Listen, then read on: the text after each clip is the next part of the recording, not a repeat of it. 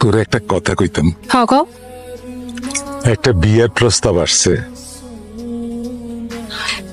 মামা এখন আমি বিয়ে করতে পারবো না।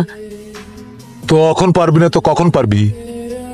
আগেই যে লিজা মেহেদি হ্যাঁ গো পড়াশোনাটা আগে শেষ হোক এরপর। অগো পড়াশোনা শেষ হইতে হইতে তোর বিয়ের বয়স কি আর থাকবো? না থাকলে না থাকবো।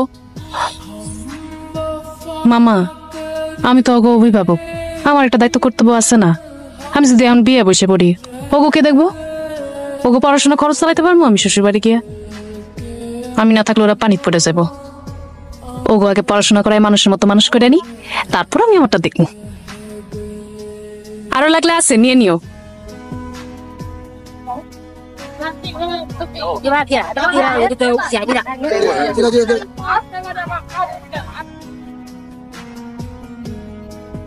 এই হট আমি খাবো না। এই এখানে ব এখানে ব ভালো লাগতেছে না। হুম হুম আকর আমি দুইটা ভাতের লাগে তো এত কষ্ট করি না? ভাতের সাথে গুচ্ছা দেখায় লাভ আছে? ভাতই তো জীবন। আপা আমার একটা ফোন কিনা দাও না। তোর মোবাইল আমি দিমু কি দিমু না কইছি? চিন্তা করতেছি, তুই গুচ্ছা করিস না তো। তুমি আমার সত্যি মোবাইল কিনে দিবা? আমি কইছি আমি চিন্তা করুম। এবার সুন্দর করে খা, খাইয়া ক ভর্তা মজা হয়েছে নাকি হয় নাই? অনেক মজা হয়েছে।